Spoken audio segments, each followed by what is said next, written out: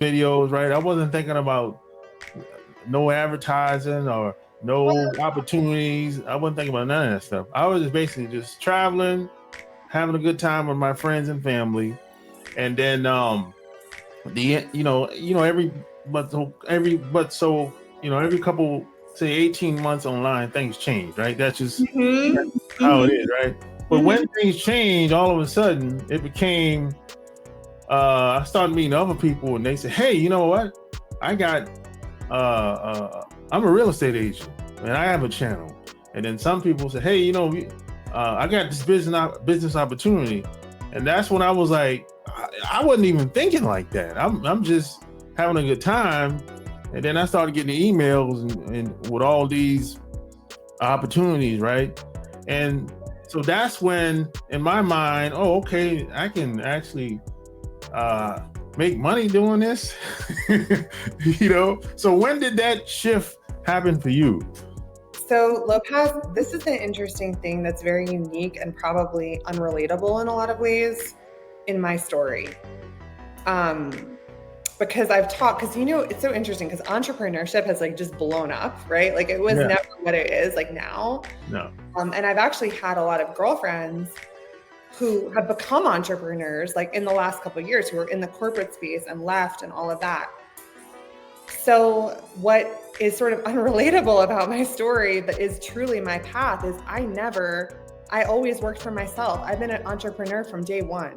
So not necessarily a businesswoman, okay? Yeah. I was like a solopreneur or whatever you want to call it. But like day one, when I was in college, I was always just looking for freelance work. So I started as kind of just a freelancer, just finding all kinds of random odd jobs. And it came a time like in 2009 when I graduated, it was like a really, not a great time to enter the workforce because it was the crash and a lot of uncertainty. And I also was an art major. So it was like, what am I going to do? And all my professors said, like, you should go to Shanghai and work for like an artist in Shanghai. Like a lot of people were going to China.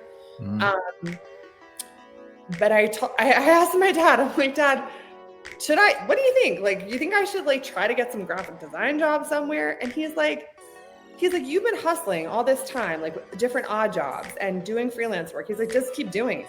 Like, keep doing what you're doing because it seems to be like it is working. It's just going to take time to find the thing. So that's honestly what I did. And that's truly all I know is working for myself, for better or worse, right? Because there are a lot of skills you can take from the corporate world to bring into entrepreneurship. But I've been very much a learn as I go, scrappy type of person in my path. That's good, because a lot of people, I remember like when I first came online, we can go back 20 years ago. If you told someone you were an entrepreneur, that would be frowned upon. They're like, oh God. Well, people don't always believe it. They think it's like some that you're just making it up, right? That you're like, really working, that you're kind of like not working at all, right? Yeah. They'll say, hey, go get a real job. Yeah. And when you're in creative, when you're like in the arts, it's even less believable in a lot of ways, right? Absolutely. But for me, it was like, so I'll just share something because I think for maybe helpful for some people out there, where I think, so when I was in school, I was always told